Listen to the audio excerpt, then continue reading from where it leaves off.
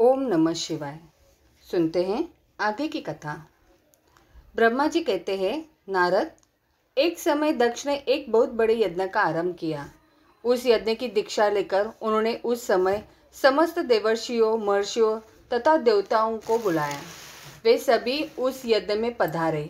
अगस्त्य, कश्यप, अत्रि, वामदेव, भृगु, दधीचि, भगवान व्यास, भारद्वाज, गौतम, पेल, पराशर, गर्ग, भार्गव, कुकुश, सीत, सुमंतु, त्रि, कंक और वैश्वानपायन ये तथा दूसरे बहुसंख्यक मुनि अपनी स्त्री पुत्रों को साथ ले मेरे पुत्र दक्ष के यज्ञ में हर्षपूर्वक सम्मिलित हुए थे। इनके सिवा समस्त देवगण, महान अभ्युदयशाली लोकपालगण और सभी उपदेवता अपनी उपकारक सैन्य शक्ति के साथ वहां पधारे थे। दक्ष ने प्रार्थना करके सदल बल मुझ विश्वस्रष्टा ब्रह्मा को भी सत्यलोक से बुलवाया था।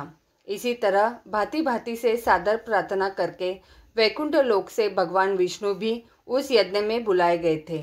शिवद्रोही दुरात्मा दक्ष ने उन सबका बड़ा सत्कार किया।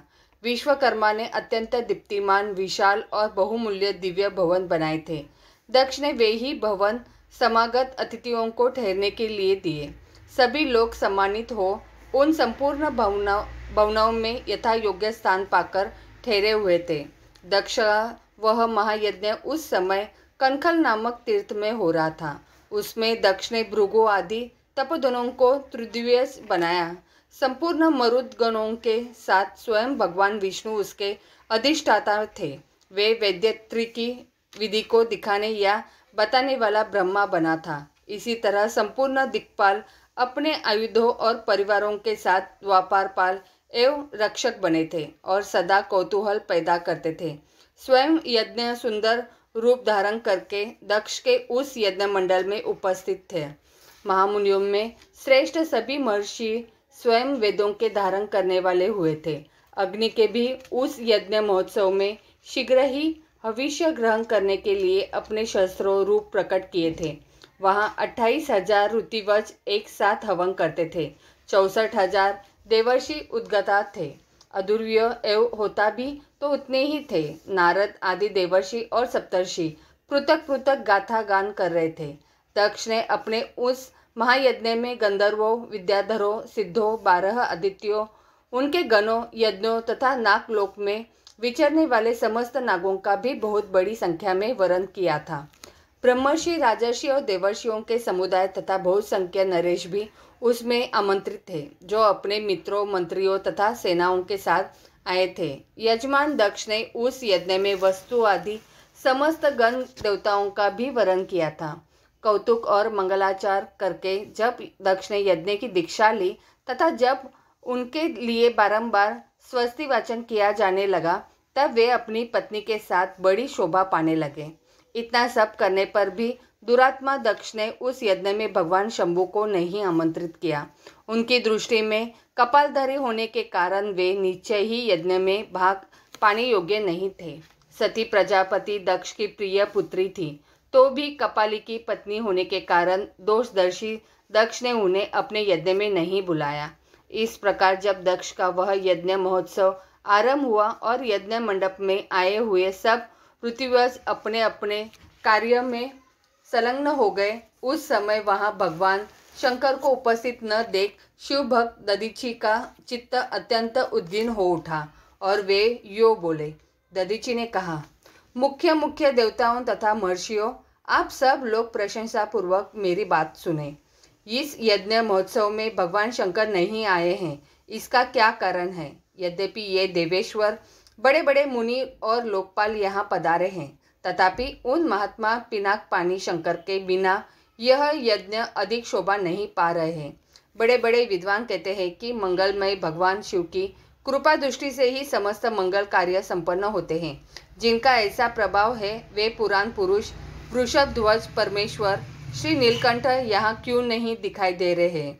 दक्ष, जिनके संपर्क में आने पर अथवा जिनके स्वीकार कर लेने पर अमंगल भी मंगल हो जाते हैं तथा जिनके 15 नेत्रों से देखे जाने पर बड़े बड़े नगर तत्काल मंगलमय हो जाते हैं, उनका इस यज्ञ में पदार्पण होना अत्यंत आवश्यक है।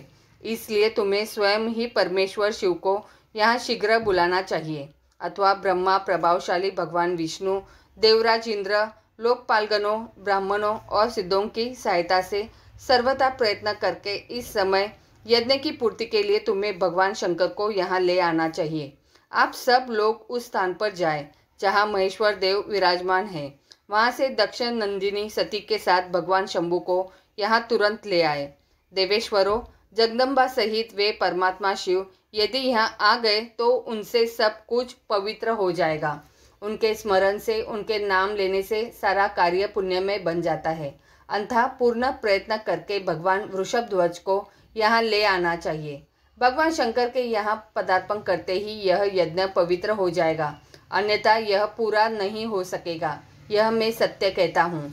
दधीचि का यह वचन सुनकर दुष्ट बुद्धि वाले मूढ़ दक्ष ने हंसते हुए से रोषपूर्वक कहा, भगवान विष्णु संपूर्ण देवताओं के मूल है, जिनमें सनातन धर्म प्रतिष्ठित है। जब इनको मैंने सादर बुला लिया है तब इस यज्ञ कर्म में क्या कमी हो सकती है, जिनमें वेद, यज्ञ और नाना प्रकार के समस्त कर्म प्रतिष्ठित है। वे भगवान विष्णु तो यहाँ आ ही गए हैं। इनके सिवा सत्यलोक से लोक पितामह ब्रह्मा वेदों और उपनिषदों और विविध आगमों के साथ यहाँ पधारे हैं। देवगणों के साथ स्वयं देवराज इंद्र का भी शुभागमन हुआ है तथा आप जैसे निष्पाप महर्षि भी यहाँ आ गए हैं। जो महर्षि यज्ञ में सम्मिलित होने के योग्य, शांत और सुपात्र है, वेद और वेदार्थ के तत्व के जानने वाले हैं और दृढ़तापूर्वक व्रत का पालन करते हैं, वे सब और स्वयं आप भी जब यहाँ पदार्पण कर चुके हैं तब हमें यहाँ रुद्र से क्या प्रयोजन है। विप्रवर, मैंने ब्रह्मा जी के कहने से ही अपनी कन्या रुद्र को ब्याह दी थी। वैसे मैं जानता हूँ हर कुलीन नहीं है, उनके न माता है न पिता। वे भूतों, प्रेतों और पिशाचों के स्वामी हैं, अकेले रहते हैं। उनका अतिक्रमण करना दूसरों के लिए अत्यंत कठिन है। वे आत्मप्रशंसक, मूढ़, जड़, मौनी और ईर्ष्यालु है। इस यज्ञ कर्म में बुलाए जाने योग्य नहीं है, इसलिए मैंने उनको यहाँ नहीं बुलाया है। अंततः दधीचि जी, आपको फिर कभी ऐसी बात नहीं करनी चाहिए। मेरी प्रार्थना है कि आप सब लोग मिलकर मेरे इस महान यज्ञ को सफल बनावे। दक्ष की यह बात सुनकर दधीचि ने समस्त देवताओं और मुनियों के सुनते हुए यह सारगर्भित बात कही। दधीचि बोले, दक्ष, उन भगवान शिव के बिना यह महान यज्ञ अयज्ञ हो गया। अब यह यज्ञ कहलाने योग्य नहीं रह गया। विशेषतः इस यज्ञ में तुम्हारा विनाश हो जाएगा। ऐसा कहकर दधीचि दक्ष की यज्ञशाला से अकेले ही निकल पड़े और तुरंत अपने आश्रम को चल दिए। तदंतर जो मुख्य शिव भक्त तथा शिव के मत का अनुसरण करने वाले थे, वे भी दक्ष को वैसा ही शाप देकर तुरंत वहां से निकले और अपने आश्रम को चले गए। मुनिवर दधीचि तथा दूसरे ऋषियों के उस यज्ञ मंडप से निकल जाने पर दुष्ट बुद्धि शिवद्रोही दक्ष ने उन मुनियों का उपहास करते हुए कहा।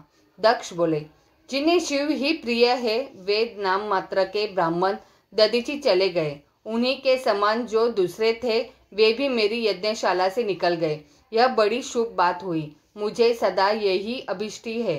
देवेश, देवताओं और मुनियों में मैं सत्य कहता हूँ, जिनके चित्त की विचार शक्ति नष्ट हो गई है, जो मन बुद्धि है और मिथ्यावाद में लगे हुए हैं, ऐसे वेद बहिष्कृत दुराचारी लोगों को यज्ञ कर्म में त्याग ही देना चाहिए। विष्णु आदि आप सब देवता और ब्राह्मण वेदवादी हैं। अंततः मेरे इस यज्ञ को शीघ्र ही सफल बनावे। ब्रह्मा जी कहते हैं, दक्ष की यह बात सुनकर शिव की माया से मोहित हुए समस्त देवर्षि उस यज्ञ में देवताओं का पूजन और हवन करने लगे। मुनीश्वर नारद इस प्रकार उस यज्ञ को जो शाप मिला उसका वर्णन किया गया। अब यज्ञ के विश्वास की घटनाओं को बताया जाता है। आदरपूर्वक सुनो। ब्रह्मा जी कहते हैं, नारद, जब देवर्षिगण बड़े उत्साह और हर्ष के साथ दक्ष के यज्ञ में जा रहे थे, उसी समय दक्ष कन्या देवी सती गंधर्व मादन पर्वत पर चंदा वैसे युक्त धारा गृह में सखियों से घिरी हुई भांति भांति की उत्तम क्रीड़ाएं कर रही थी। प्रसन्नतापूर्वक क्रीड़ा में लगी हुई देवी सती ने उस समय रोहिणी के साथ दक्ष यज्ञ में जाते हुए चंद्रमा को देखा। देखकर वे अपनी हितकारिणी प्राण प्यारी श्रेष्ठ सखी विजया से बोली, मेरे सखियों में श्रेष्ठ प्राण प्रिय विजय, जल्दी जाकर पूछो तो ये चंद्रदेव रोहिणी के साथ कहाँ जा रहे हैं? सती के इस प्रकार आज्ञा देने पर विजया तुरंत उनके पास गई और उसने यथोचित शिष्टाचार के साथ पूछा, चंद्रदेव आप कहाँ जा रहे हैं? विजया का यह प्रश्न सुनकर चंद्रदेव ने अपनी यात्रा का उद्देश्य आदरपूर्वक बताया। दक्ष के यहाँ होने वाले यज्ञोत्सव आदि का सारा वृत्तांत कहा। वह सब सुनकर विजया बड़ी उतावली के साथ देवी के पास आई और चंद्रमा ने जो कुछ कहा था वह सब उसने कह सुनाया। उसे सुनकर कालिका सती देवी को बड़ा विस्मय हुआ।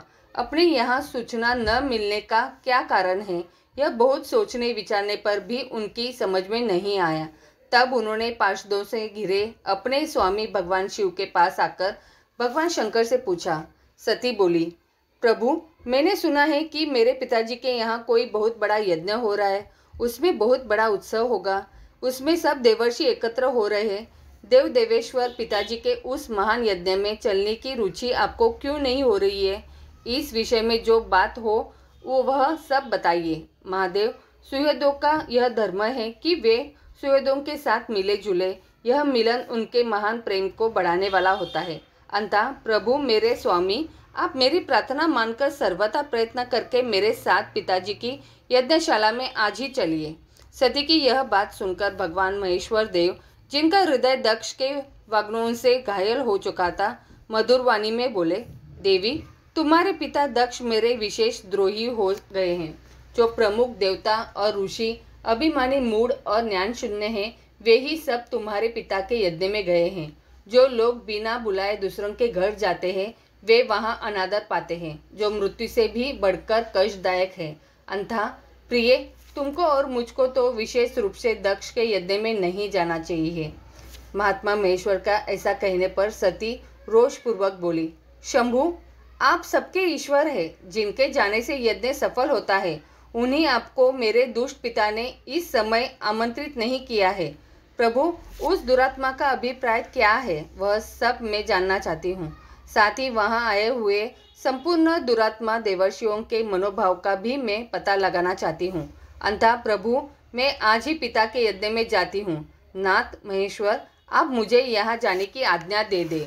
देवी सती के ऐसा कहने पर सर्वज्ञ सर्वद्रष्टा सृष्टिकर्ता एवं कल्याण स्वरूप साक्षात भगवान रुद्र उनसे इस प्रकार बोले। शिव ने कहा, उत्तम व्रत का पालन करने वाली देवी, यदि इस प्रकार तुम्हारी रुचि वहां अवश्य जाने के लिए हो गई है तो मेरी आज्ञा से तुम शीघ्र अपने पिता के यज्ञ में जाओ। यह नंदी वृषभ सुसज्जित है। तुम एक महारानी के अनुरूप राजोपचार साथ ले सादर इस पर सवार हो बहुसंख्य प्रथम गणों को साथ यात्रा करो। प्रिय, इस विभूषित वृषभ पर आरूढ़ हो। रुद्र के इस प्रकार आदेश देने पर सुंदर आभूषणों से अलंकृत सती देवी सब साधनों से युक्त हो पिता के घर की ओर चली।